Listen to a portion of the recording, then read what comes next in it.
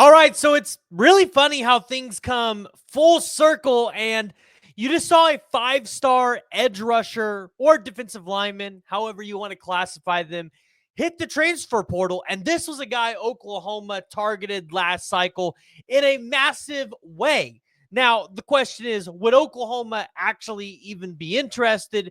And then looking at the transfer portal, who would Oklahoma potentially want to go after in that spot? Because when you look at defensive linemen, obviously in this recruiting class, Oklahoma didn't take as many kids as I think Oklahoma fans would have liked.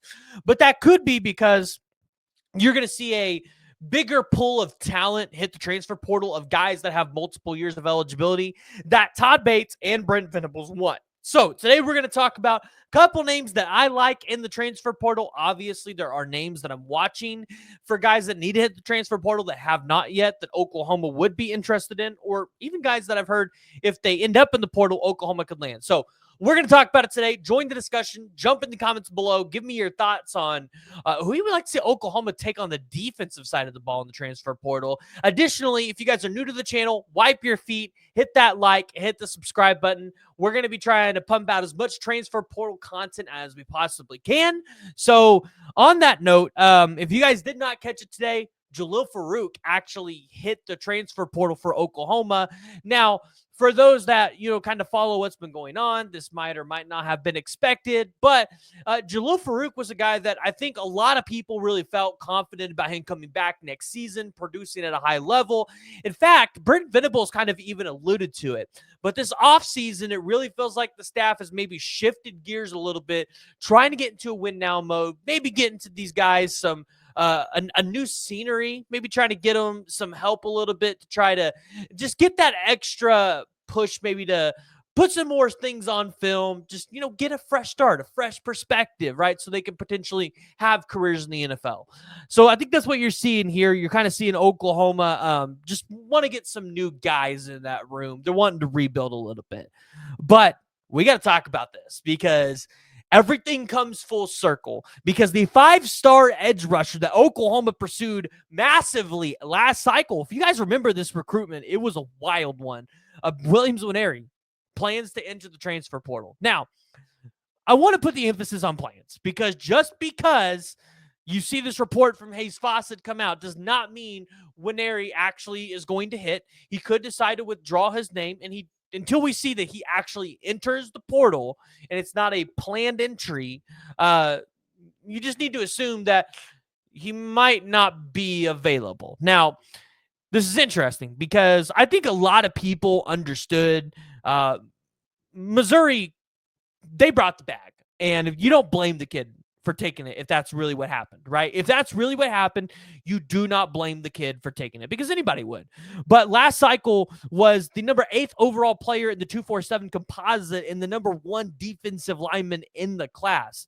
If you guys remember, this is what it looked like after Missouri won the 5-star and one of their biggest recruits of all time. So, this went viral. Drinkwitz looked like an absolute dork right there with the Crocs. Might or might not have a pair of Crocs. You guys will just have to keep wondering that. But no, like this was a scene. And so if you're an Oklahoma fan, the question is, do you want Williams Nwaneri? And by no shadow of a doubt, is he talented? I think a lot of people understand this is an extremely talented kid. You got 6'6", 257 pounds, according to ESPN. He's going to be a redshirt freshman going into the next season, so he's got 4 years of eligibility. Obviously, he's a super raw talent.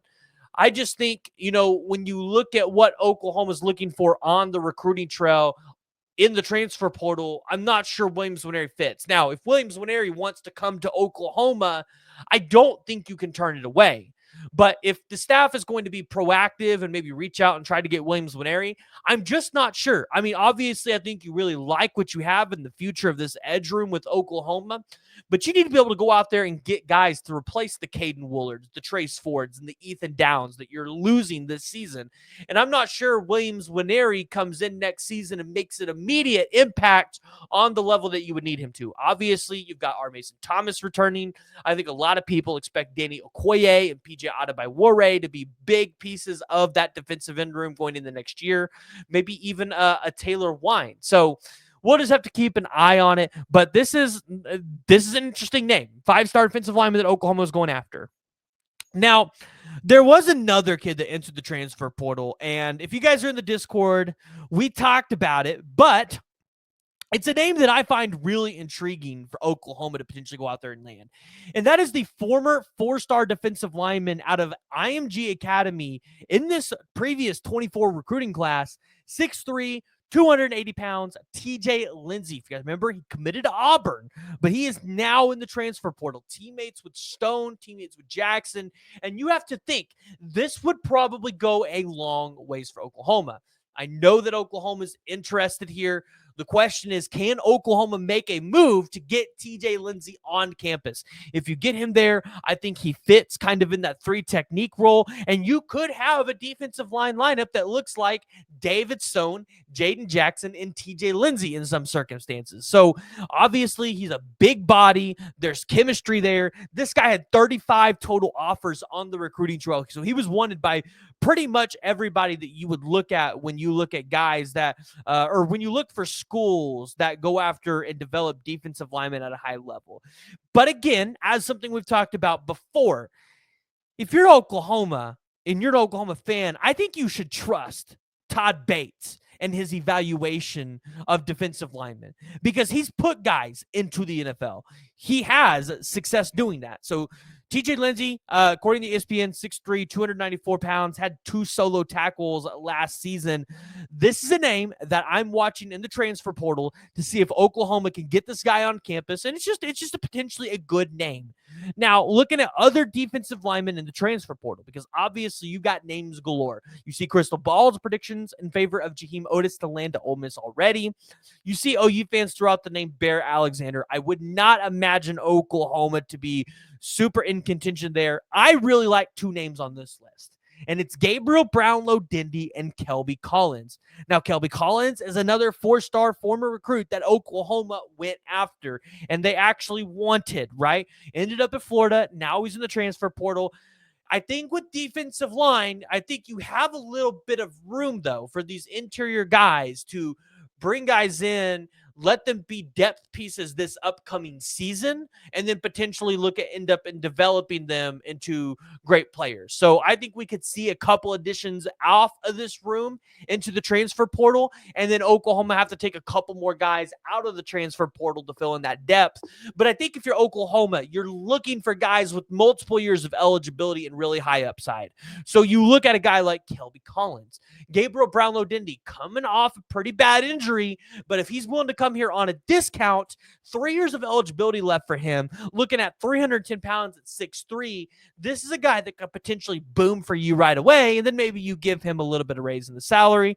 Obviously, you know, people are going to throw around the names like a Keyshawn Silver from Kentucky because he's just a big body dude that I think can make an impact. You'll see people throw around the Bear Alexanders.